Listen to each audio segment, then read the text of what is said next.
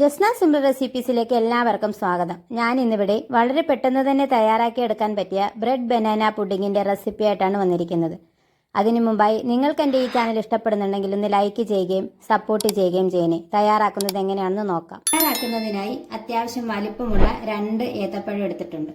ഇത് നമുക്ക് ചെറിയ പീസുകളായിട്ടൊന്ന് കട്ട് ചെയ്തെടുക്കണം. ഒരു ഏത്തപ്പഴത്തിൻ്റെ ഹാഫ് പോർഷനും മാത്രമേ ചെറിയ പീസായിട്ട് കട്ട് ചെയ്തെടുക്കുന്നുള്ളൂ.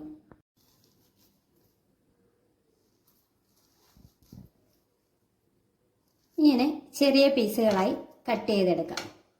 ഒരു ഏത്തപ്പഴത്തിൻ്റെ പകുതി പോർഷൻ നമുക്കിതിന് സോക്ക് ചെയ്യാനൊരു മിൽക്ക് മിക്സിൻ്റെ ആവശ്യമുണ്ട്. അതിനു വേണ്ടിയാണ് മാറ്റി വെച്ചിരിക്കുന്നത്.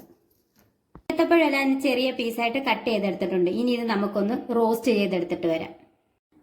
അതിനായി ഒരു പാൻ അടുപ്പത്തേക്ക് വെച്ച് അതിൽ 1 ടേബിൾ സ്പൂൺ നെയ്യ് ചേർത്ത് കൊടുക്കുന്നുണ്ട്. നമുക്ക് ഏത്തപ്പഴം റോസ്റ്റ് ചെയ്തെടുക്കുന്നതിന് മുമ്പ് കാഷ്യൂനട്ടും കിസ്മിസും ഒന്ന് വറുത്ത് മാറ്റി വയ്ക്കാം.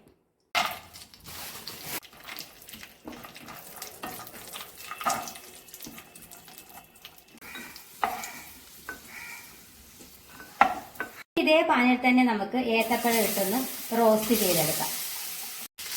1 ടേബിൾ സ്പൂണോളം പഞ്ചസാരയും ചേർത്ത് കൊടുക്കാം. നമ്മൾ ഇതിന് ഏത്തപ്പഴം റോസ്റ്റ് ചെയ്യുന്നതിന് ഇനി പ്രത്യേകം നെയ്യൊന്നും ചേർക്കേണ്ട ആവശ്യമില്ല. നമ്മൾ ആദ്യം ചേർത്ത് തന്നെ നെയ്യിൽ തന്നെ ഈ ഏത്തപ്പഴം റോസ്റ്റ് ചെയ്തെടുക്കാം.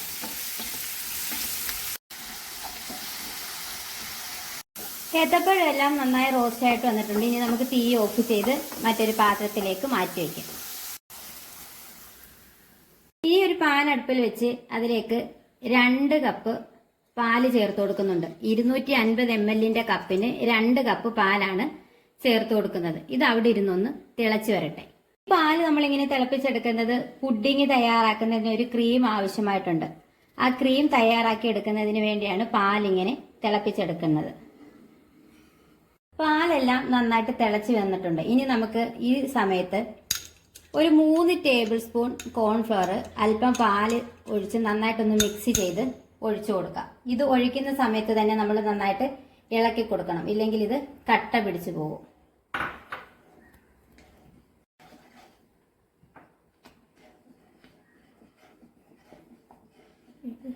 മധുരത്തിന് ആവശ്യമായ പഞ്ചസാര ചേർത്ത് കൊടുക്കുന്നുണ്ട്. കുറച്ച് കണ്ടൻസ്ഡ് മിൽക്കും കൂടി ചേർത്ത് കൊടുക്കാം. ഈ കണ്ടൻസ്ഡ് മിൽക്ക് ചേർക്കുമ്പോൾ ഈ ക്രീമിന് നല്ല ടേസ്റ്റ് ആയിരിക്കും. അല്പം വാനില എസൻസും കൂടി ചേർത്ത് കൊടുക്കാം. നമ്മുടെ ക്രീം ഇവിടെ സെറ്റ് ആയിട്ട് വന്നിട്ടുണ്ട്. ഇനി നമുക്ക് തീ ഓഫ് ചെയ്ത് മാറ്റി വയ്ക്കാം. ഇനി ബ്രെഡ് സോക്ക് ചെയ്യുന്നതിന് ആവശ്യമായ മിൽക്ക് മിക്സ് തയ്യാറാക്കി എടുക്കാം. അതിനായി നമ്മൾ നേരത്തെ മാറ്റി വെച്ചിരുന്ന പകുതി ഏത്തപ്പഴമുണ്ട്, അത് ചെറുതായി കട്ട് ചെയ്ത് മിക്സിയുടെ ജാറിലേക്ക് ഇട്ട് കൊടുക്കാം. പഞ്ചസാര ചേർത്ത് കൊടുക്കാം. മധുരത്തിന് ആവശ്യമായ പഞ്ചസാര വേണം ചേർത്ത് കൊടുക്കേണ്ടത്. പാല് ചേർത്ത് കൊടുക്കുന്നുണ്ട്. കുറച്ച് കണ്ടൻസ്ഡ് മിൽക്കും കൂടി ചേർത്ത് കൊടുക്കാം. ഈ മിൽക്ക് മിക്സ് നമുക്ക് അല്പം ലൂസിലാണ് കിട്ടേണ്ടത്. കാരണം ബ്രെഡ് സോക്ക് ചെയ്ത് എടുക്കുന്നതിന് വേണ്ടി അല്പം ലൂസിലാണ് കിട്ടേണ്ടത്. അതുകൊണ്ട് അതിനാവശ്യമായിട്ടുള്ള പാല് ചേർത്ത് കൊടുക്കണം. പെട്ടെന്ന് ബ്ലെൻഡ് ചെയ്തെടുക്കാം. പുഡിങ് സെറ്റ് ചെയ്യുന്നതിന് വേണ്ടി ഞാനിവിടെ 10 പീസ് ബ്രെഡാണ് എടുത്തിരിക്കുന്നത്. നമ്മൾ സെറ്റ് ചെയ്യാൻ എടുക്കുന്ന ട്രേയുടെ വലിപ്പം അനുസരിച്ച് വേണം ബ്രെഡ് എടുക്കേണ്ടത്. ഇതിന്റെ സൈഡെല്ലാം ഒന്ന് കട്ട് ചെയ്ത് മാറ്റി വയ്ക്കാം. പുഡിങ് നമുക്ക് സെറ്റ് ചെയ്യാം. അതിനായി ബ്രെഡ് നമുക്കിങ്ങനെ നിരത്തി കൊടുക്കാം.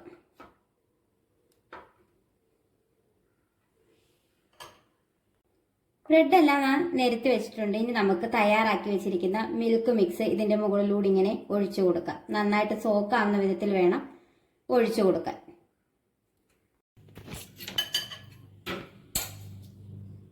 ഇനി ഇതിന് മുകളിലേക്ക് നമ്മൾ ഫ്രൈ ചെയ്ത് മാറ്റി വെച്ചിരിക്കുന്ന ഏത്തപ്പഴം ഇട്ട് കൊടുക്കാം.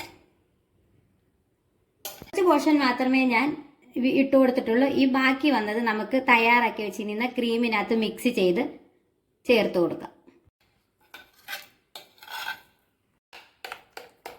ഇതിന് മുകളിലേക്ക് നമുക്ക് ഈ ക്രീം ചേർത്ത് കൊടുക്കാം.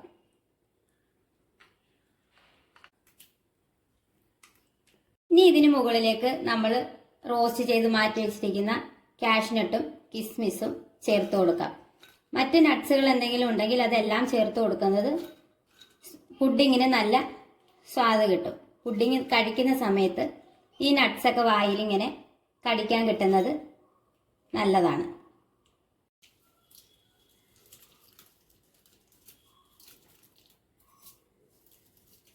പുഡിംഗ് എല്ലാം നന്നായിട്ട് സെറ്റ് ചെയ്തെടുത്തിട്ടുണ്ട്. ഇനി ഇത് ഫ്രിഡ്ജിൽ വെച്ച് നന്നായിട്ടൊന്ന് തണുപ്പിച്ച് നമുക്ക് കഴിക്കാവുന്നതാണ്. 3 മണിക്കൂർ ഫ്രിഡ്ജിൽ വെച്ച് സെറ്റ് ചെയ്ത് നന്നായിട്ട് തണുപ്പിച്ചെടുത്തതാണ് പുഡിംഗ്. ഇനി ഇത് നമുക്കൊന്ന് വേറൊരു പാത്രത്തിലേക്ക് മാറ്റി നോക്കാം.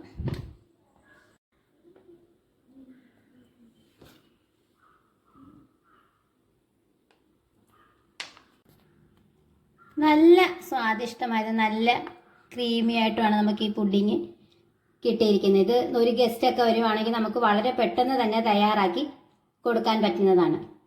വീഡിയോ ഇഷ്ടപ്പെട്ടെങ്കിൽ എല്ലാവരും ഒന്ന് ലൈക്ക് ചെയ്യുകയും ഷെയർ ചെയ്യുകയും സബ്സ്ക്രൈബ് ചെയ്ത് സപ്പോർട്ട് ചെയ്യുകയും ചെയ്യണേ. ഇനി ഒരു ഈസി റെസിപ്പി ആയിട്ട് കാണുന്നത് വരെ താങ്ക്സ് ഫോർ വാച്ചിങ്.